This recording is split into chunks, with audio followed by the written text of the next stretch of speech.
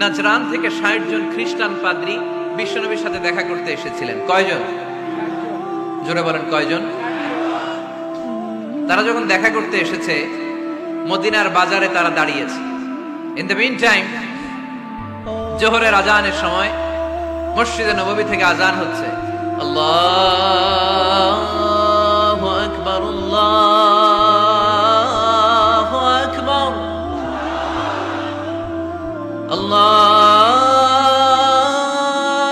আকবার, আল্লাহু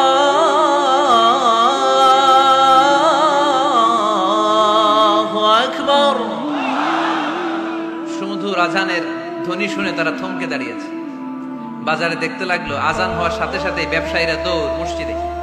কিন্তু কি আজীব তামাশা, তাদের নাজরান দেশে ব্যবসায়ীরা যেমনি দোকানপাট বন্ধ করে ছুটে, মদিনার মুহাম্মদ সাল্লাল্লাহু আলাইহি ওয়াসাল্লামের উম্মতেরা দোকান বন্ধ করে ছুটে না। দোকান যে যার যার দোকান যেরকম ছিল ওইভাবে রেখেই দৌড়।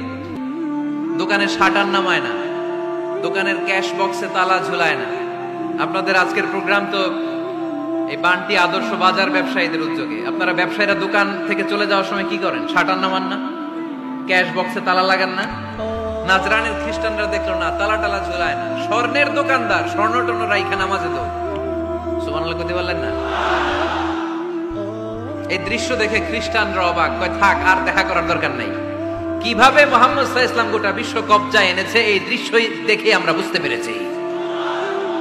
তারপর অনেকে বললো এত দূর থেকে এসেছি মিটিংটা করে যাই।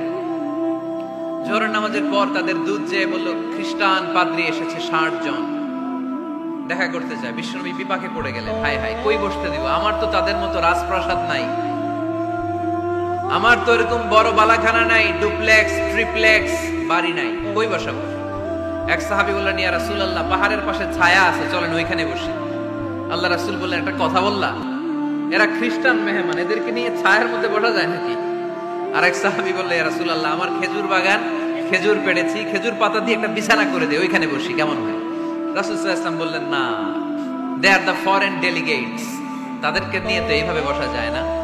বলতে না বলতে ৬০ জন খ্রিস্টান পাদ্রী এসে হাজির। কি করবেন বিশ্বনবী? উপায় অন্তর না দেখে ৬০ জন খ্রিস্টানের জন্য বিশ্বনবী নিজ হাতে মসজিদে নববীর তালা খুলে দিয়ে মসজিদে ঢোকার ব্যবস্থা করে দিয়েছেন।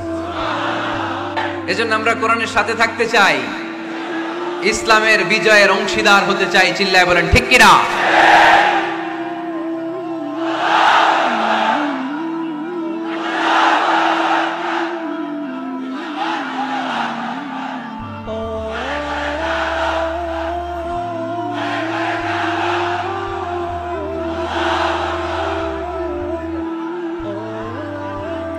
ইসলাম ধর্মের